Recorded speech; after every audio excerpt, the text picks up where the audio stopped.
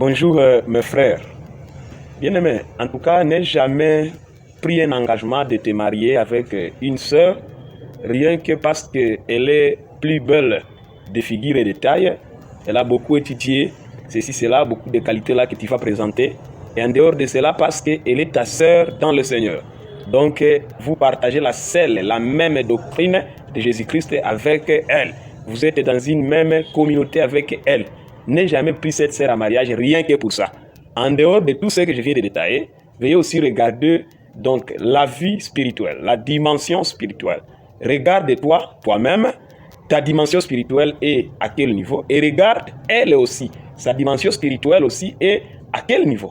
Alors regardez s'il y a l'équilibre spirituel entre toi et cette femme que tu veux engager, que tu veux marier. Si une fois que toi tu as une dimension très élevée spirituelle, mais cette sœur a un niveau normal ou une dimension qui est normale spirituellement par là, il y a déjà une déséquilibre. Il y aura beaucoup de problèmes dans ces foyers, surtout à ce qui concerne donc la vie spirituelle, à ce qui concerne la mission que Christ t'a donnée, que Christ a mis à toi. C'est cette sœur qui sera parmi donc le premier ou la première à combattre ce que tu devrais faire spirituellement par là, parce que ta dimension et sa dimension, c'est déjà tout un combat, c'est déjà la présence donc d'un adversaire dans ta maison. Tu l'approches toi-même dans ta maison. Tout ça pourquoi? Oh, je l'ai aimé.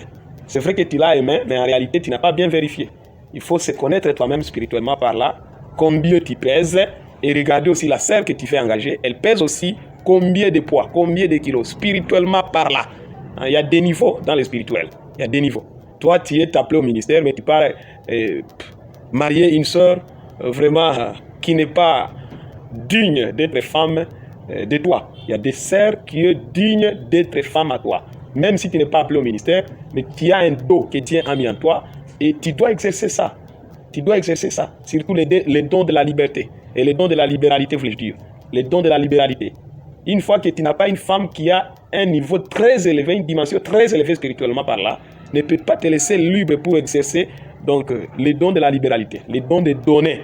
Une femme, je le répète, qui a une dimension normale spirituellement par là, et toi, son mari, tu as les dons de la libéralité en toi, ton niveau spirituel est très élevé, parce que pour donner, ce n'est pas moyen, ce n'est pas facile. Il faut avoir un niveau très élevé. Ce n'est pas un niveau moyen, ce n'est pas un niveau normal, c'est un niveau très élevé.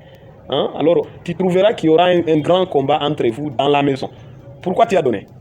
Il fallait me consulter. Pourquoi tu l'as donné? Non, il fallait venir me consulter. Non, pourquoi tu as donné cet argent à l'église sans me consulter? Non, pourquoi tu me dis que tu veux donner ça? Non, non, moi je ne suis pas d'accord. Pourquoi tu me dis que... Et si c'est une sœur que tu veux aider, bon, si souvent elle va commencer à te taxer que ce sont tes femmes. Non, non, tu veux l'aider parce que apparemment. Pourquoi? Parce que son niveau spirituel, sa dimension spirituelle est bas, trop bas encore que toi.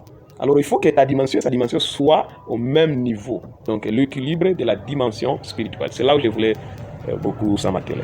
Que la paix, la grâce, la miséricorde du Seigneur Jésus-Christ vous soit tous favorables. Veuillez vraiment être trop attentifs et trop vigilants avant de confirmer des choix. Même si tu l'avais déjà choisi, tu l'observes, tu trouves qu'il n'y a pas cette dimension élevée comme toi, abandonne-la. Ce n'est pas un péché. Que Dieu vous bénisse.